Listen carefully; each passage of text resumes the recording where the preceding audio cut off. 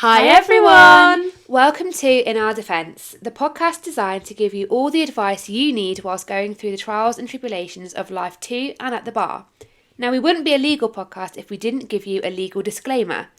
Whilst every effort has been made to ensure the content of this podcast is accurate, none of it is to be taken as professional advice in any capacity. We might talk a lot about a lot of things in a lot of detail, but in our defence, we are still learning too. Hi guys! Hello. Welcome back to the 6th episode of In Our Defence. We didn't film an episode last week for you. I'm very sorry about that. It's because I was on a mini pupillage and I had super busy week, so did Lou. So we are back again this week and ready to go. This week we're going to be talking about starting the bar course, so the different providers in the UK, how to make friends with people, what to wear, and if this is something that you think you'd be interested in, definitely keep watching. So for those who might not know what the bar course is, or the barrister training course, however it's phrased, do you want to tell everyone a little bit about that? Yeah, of course. So when you want to be a barrister, you have to go through the bar training course, and that is the vocational component of your training to be a barrister. And essentially that teaches you all the skills of advocacy, litigation, drafting and everything like that. So there is loads of providers around the UK. It may be called different things at different providers. At Nottingham Trent, it's called the bar training course. It might be called the bar professional course or the bar vocational course, depending on where you are. I will put a list of the providers on the screen. I'm pretty sure it's this way. I always forget. And yeah, we're going to be talking a little bit today about the different providers and how we found bar course and everything. So before we delve into that, guys, let's do our weekly segment, topic of the week, and it's my turn to talk about a family case this week. I know, India, you've discussed or touched on family cases the last 2 episodes. I was scrolling through, I think it was LinkedIn the other day, and this caught my eye actually, and it's something I've never seen before, and it's something I think is really just genuinely lovely, and it comes from the case of Ree Frank, 2023, and essentially it's the judgment. We'll link the judgment in. It's a really short judgment. It's really nice set up, like nicely set out. It's very short. It's easy to read, very digestible, and at the end of the judgment, the judge at paragraph 64 has written a message for the child who was involved in these proceedings, and it's headed I'm just going to read because I don't want to misquote it, but headed a message to Frank. So this comes at the very end of the judgment, and Frank is the name of the child, or pseudonym of the child who's involved in these proceedings. And essentially the judge has written this note and said that it's not uncommon in 2023 for judges to be told that when adopted children grow up, they wish to read the judgment or transcript of the last major hearing before they are adopted. And I'm writing this message for you in case you ever do read this. And he goes on to sort of talk about the case, and I mean, he talks about the facts of the case and that he's lucky because he has a birth family who dearly wanted to care for him and fought for him. But the circumstances were such that they weren't able to, and so he's been adopted by, another family. I think what's quite touching is at paragraph 67. Forgive me. He says, "I want you to understand that this was my decision, not theirs. You should not blame them. They fought for you." And I just think it's really lovely. Obviously, we're told. I mean, I did family law at uni, and we're told, the best interest of the child is the court's paramount consideration, and I think it absolutely is, and the best interests of the child then are paramount. But how nice to have that explained to you. Yeah, I totally agree. I think that's so lovely. How nice to actually know that the judge did. I don't know, I'm not articulating this very well, but I just it choked me up a bit actually. It really got to me, I have to say. I am very soppy and sensitive, as you know, but it's still got to me. But young children in particular who won't know or won't have had a say in proceedings and won't necessarily understand proceedings, and although they can have a transcript of everything that's gone on, they won't understand the nuances and the technicalities and legalities of certain things. And so this lovely message to Frank, or message to X, message to whoever at the end of each judgment was just really touching and really moving. Humility goes a long way, and I just think it's really lovely, and I just think I urge you to go and read it. So my topic of the week this week is an article from Legal Futures. Again, we love Legal Futures over here. I can't actually take credit for this one. Lou did find this one. And the headline of this article is BSB to scrap requirement for barristers to have a degree. And this was posted on the 16th of January, so last week, and it was posted by Nick Hilborn. Now, essentially, the article goes on to say that the Bar Standards Board are scrapping the requirement for aspiring barristers and people that want to take the bar training course to have an upper second class degree. I think it's at least you have to have a lower second class degree, but that requirement is being scrapped. So now they're going to allow people to have a third class degree or no degree to take the bar course. And I think that's a really interesting development, actually. I think it's obviously really, really good for social mobility, and it's really good for allowing people of all backgrounds to have a career at the bar, which I think is very, very important that we acknowledge that. And I have actually heard previously that sometimes chambers actually like barristers that have come from a different background, so people that have done a different degree originally and then sort of done the GDL, so the graduate diploma in law. But some chambers actually really, really like people that have come from different backgrounds, so I think that's really interesting. If the BSB scrap the requirement to do a law degree or a law degree of a certain class, then there will be no requirement to do the GDL to do the bar course, will there? Like, logically, there just will be no need. That's a very interesting choice from the BSB.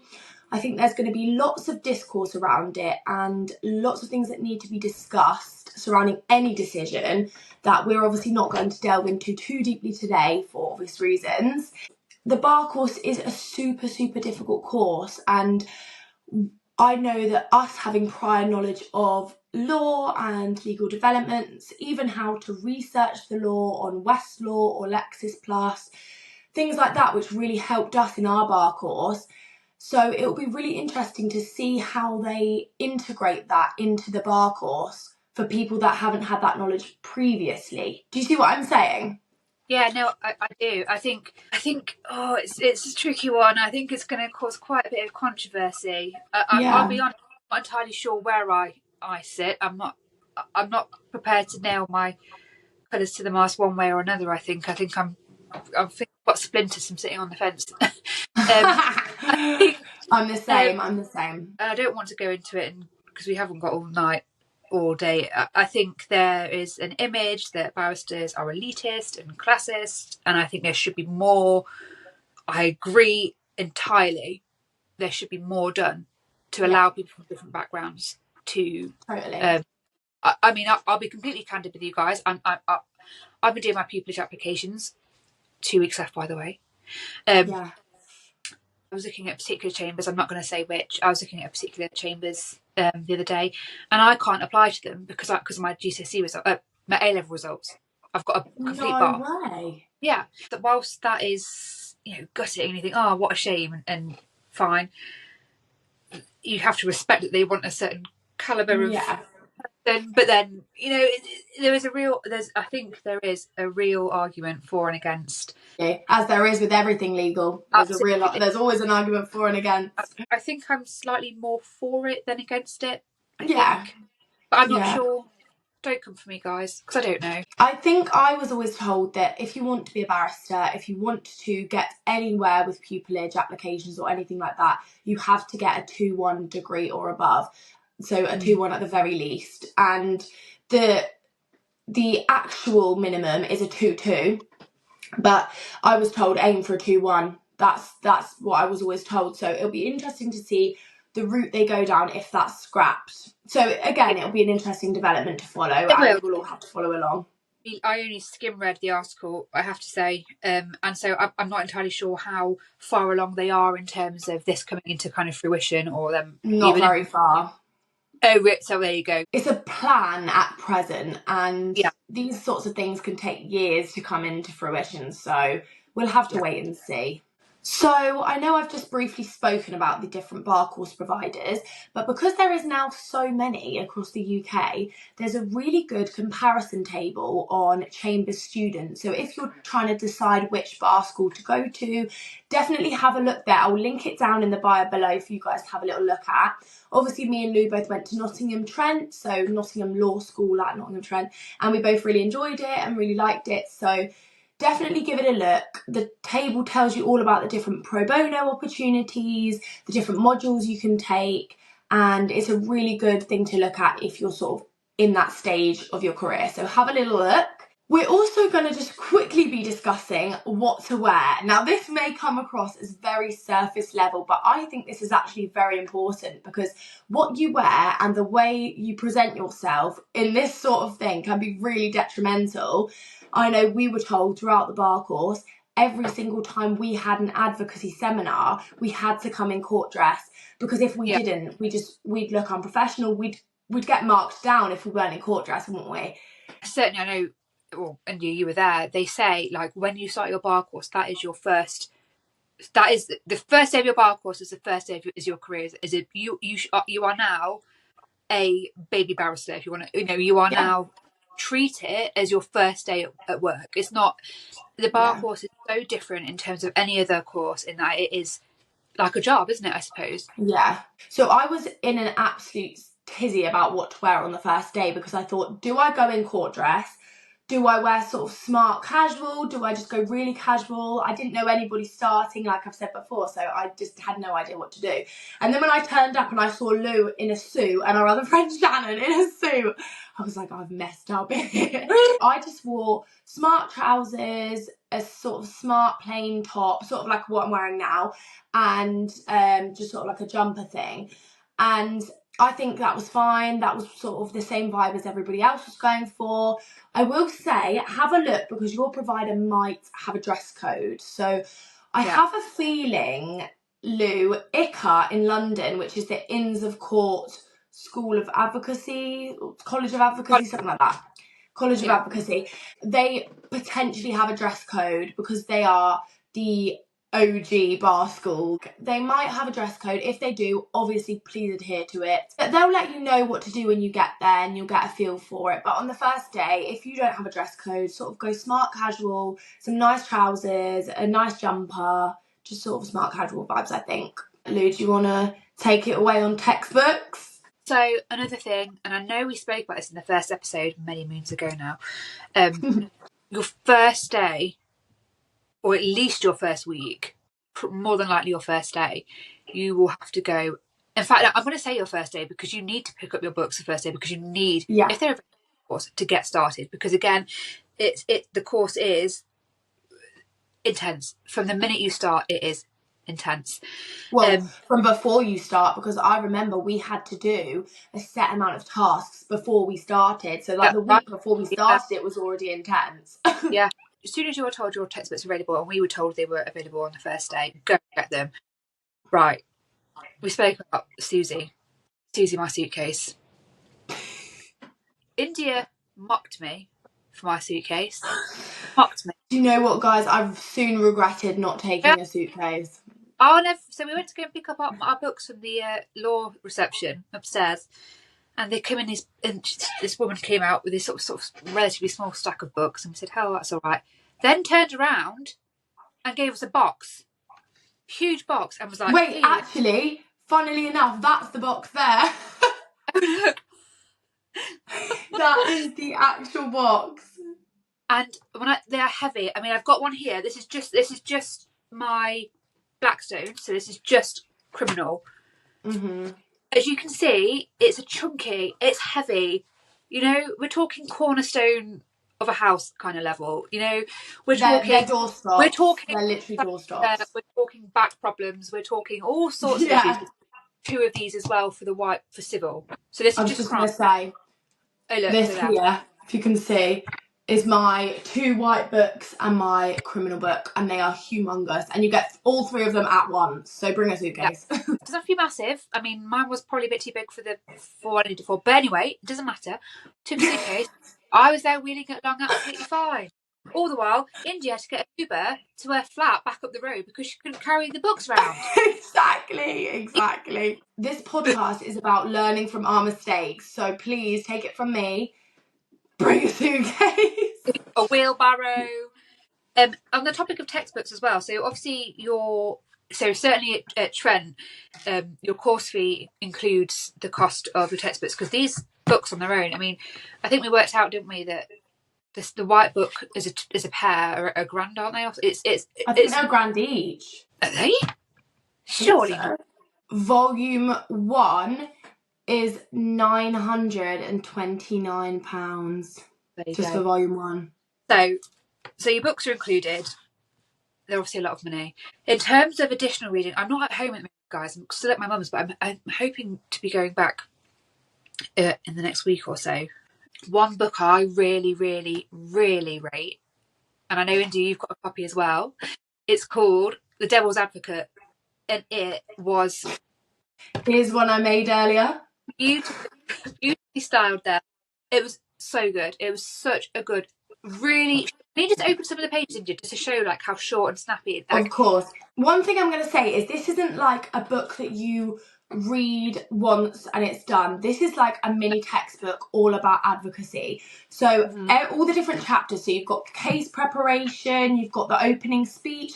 You can see I've highlighted some things there. Just show you a random page. So examination in chief, it's sort of got all these little anecdotes and really good bits, really good things to remember for your advocacy. I just think it's absolutely fantastic, Lou. I completely agree with you. And something I thought was really funny, it actually says in the book that when he first wrote this book, so Ian Morley, it says QC because mine's an old one, but it would be Casey now. When he first wrote this book, it said something like a small polemic on how to be seriously good in court. Now, because he's made it so big and he's sort of added to it, he's had to change it to a spry polemic. So I thought that was really funny. I mean, it's brilliant. And what I like, it's one of those books where you don't have to read, I mean, this is going to sound like an odd thing to say, you don't have to read it in order, which is a really weird thing to say. You can pick it up and skip straight to the cross-examination chapter, or pick it up and skip straight to the chapter. It is specific to advocacy, but it is very, very, very good, and I found it very helpful. The other book, I don't have a copy of. It's called Pleadings Without Tears. That's really good for your drafting. Got some really good examples.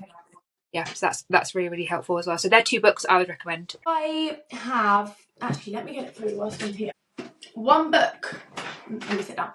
One book that I would always recommend is The Secret Barrister. It's all about criminal law. It's specific to criminal law, but if you want to practice other types of law, it's still super interesting. All about courtroom etiquette, courtroom advocacy, everything like that. This is a really, really good book to read, and me and Lou are still trying to figure out who the secret barrister is. If you've got any little tidbits of who you think it is, let us know, because we're super interested. I said he, I assumed a he. I shouldn't assume it's a he. No, but to be fair, the picture on the front is a man, so I don't know whether they've done that to throw us off the scent or not. So I also do have this little book which my dad got me, and it's called The Path to Pupillage, and this is by Georgina Wolfe and Alexander Robson. Again, we will leave these all linked below, and this is super good. As you can see, I've tabbed it a little bit here and there just to sort of give you some advice about applications. I'm actually going to keep this out and read it tonight because I need some advice right now on these applications. These are my sort of 3 recommendations. I'm holding them very clumsy right now. Another book that I've got as well is by Sarah Langford. It's called In Your Defence. Yeah. Your Defence. And that's really good. It's not bar course specific. It's just kind of anecdotes and It's a bit like The Secret Barrister, isn't it? Yeah, but it's really nicely done. It's that each case that she talks about is in little chapters, and again, that's quite nice to sort of just get a feel for.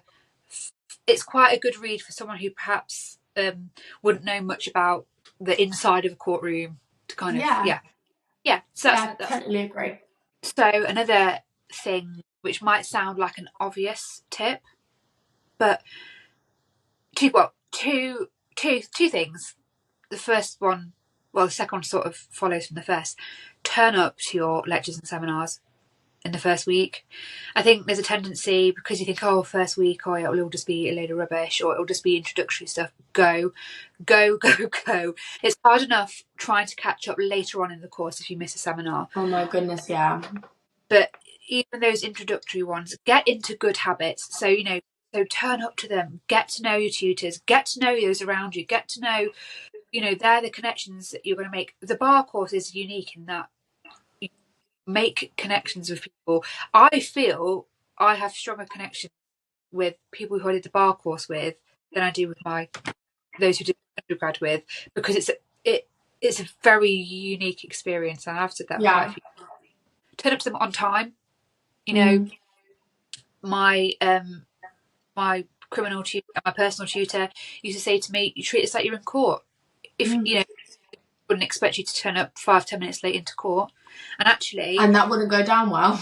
We also had a policy at Trent where if you were more than 10 minutes late, you were marked as even if you attended, you were marked as not present, absent. Take it seriously, like turn up, get into good habits early, get to know everyone around.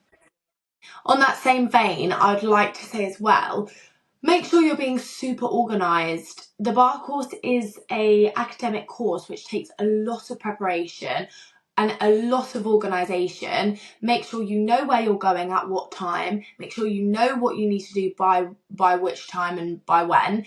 If it helps you to sort of have a diary or some form of like academic planner, that's what me and Lou did. We loved our diaries at bar school. We relied on them heavily.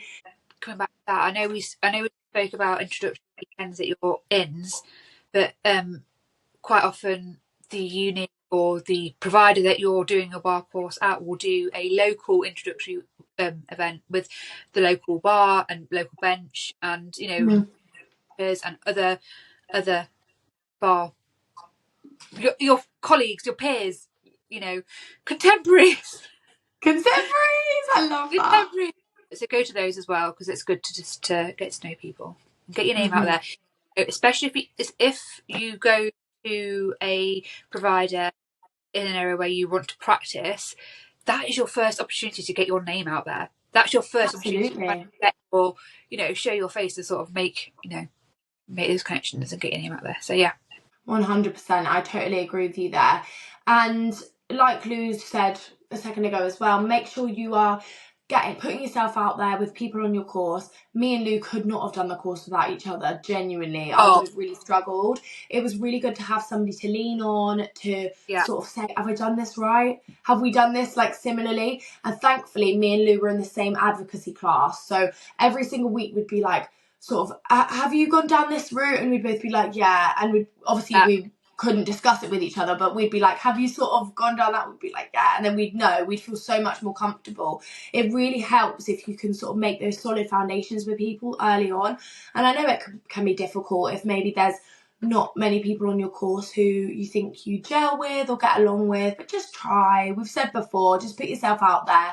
Not everybody's extroverted, and if you are a bit more introverted, just try. You've got nothing to lose here. And going to the bar and being a barrister is all about putting yourself out there in every regard. So if you can start early on, treat the bar course like you're networking. The other thing I just want to touch on before we wrap up is the structure of how the course is delivered. So I can speak for Trent. So obviously at Trent it was lectures, seminars, and then we had our advocacy sessions as well. So the lectures were the entire year or the entire cohort would go and there'd be a lecture. I've since found out that I think it's at BPP they don't have lectures at all. So I know really? Yeah, some providers are different, but we would have lectures, and then we would have our seminar groups, which were classes of about 15, I'd say, Yeah, and then the advocacy sessions, there was 6 maximum. So yeah, that's one thing I will say. I was really nervous when I first started the bar that I'd be walking in and I'd be expected to do an opening speech to the entire cohort, and everyone was. yeah. It's I not was that really worried about that too. So certainly, Trent, and I'm pretty sure most providers are the same. Your oral and advocacy sessions, so that's conference, that includes conference and just conference, civil advocacy and advocacy. Conference, exam in chief, cross examination, and civil advocacy. Yeah, All that is in very small groups. So there was 6 in our group. Quite often there was only 4 yeah. Quite or often, 5. sometimes there was just me and Lou and Yeah, our yeah, friend Zach, wasn't it? There yeah. was just 3 of us most of the time. We live with But Zach.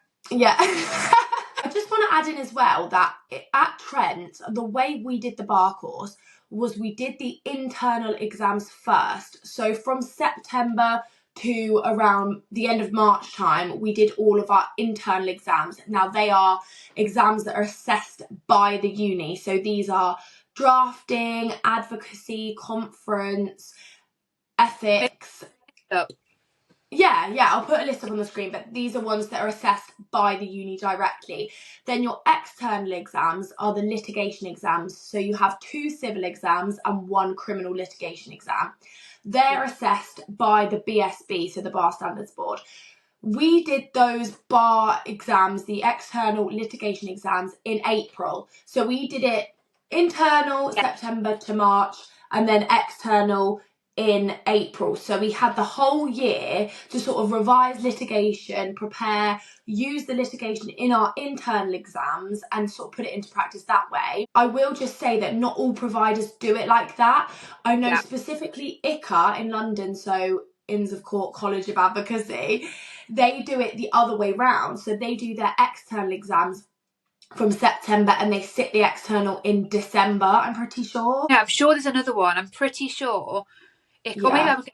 it is ICA, I don't know, but I'm pretty sure that there is maybe another one that does early Yeah, as well.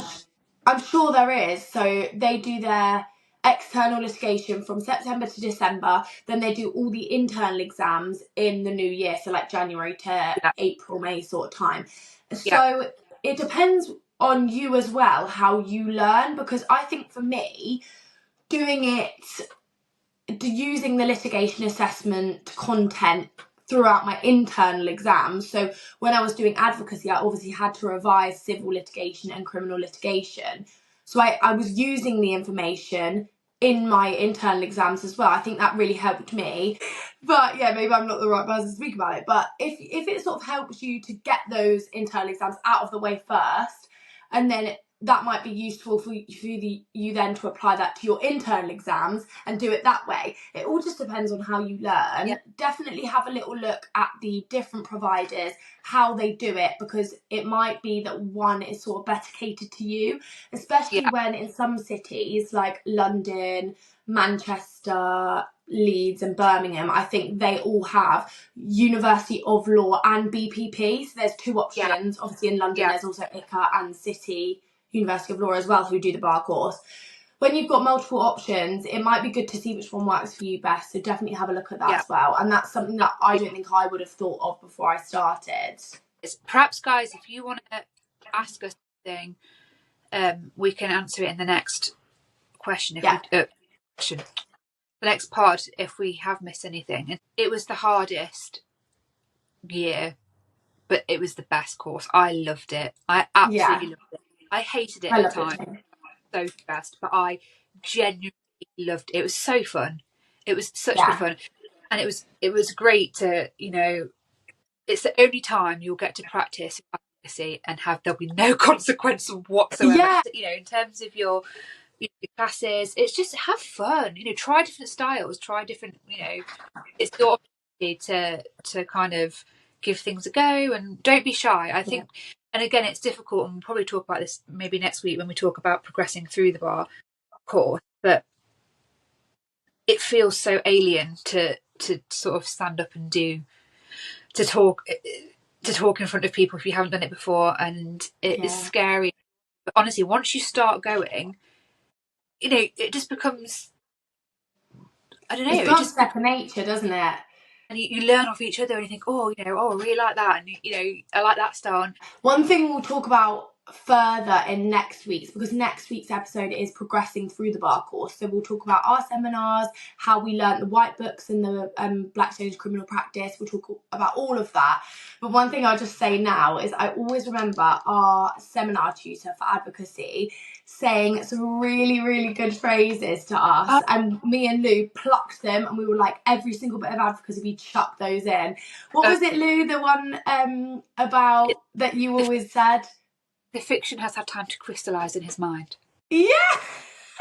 Like little phrases like that you pick up. And me and Lou, we would use it for everything. We would use it as like our jokey phrase for the day because we loved it so much. Yeah. And it's just so funny. It's a really good experience. And I love doing advocacy. It's like your first experience getting up and practicing being in court. And if you want to be a barrister, you're going to have to love standing up and being in court. So it's really, really exciting, I think. Although I have to say, I did in my mock exam, which was with Simon, our tutor, I did say, Mr. So-and-so, who I was, it was the cross-examination mock, and I said, Mr. So-and-so, you've had time now to let this fiction crystallise in your mind, haven't you? And then looked at Simon and was like, thanks, Simon. I think we'll leave it there for this week. Sorry it's been a slightly short one, but next week we've got some really funny stories to tell you, and we think you'll really enjoy next week's one. Thank you again for your continued love and support. Remember, guys, there's 2 weeks left to get your pupillage applications in. Get them in. Yeah. Come on, we can do this. Oh, it's hard. Yeah. I feel because I'm with you, but it'll be worth it.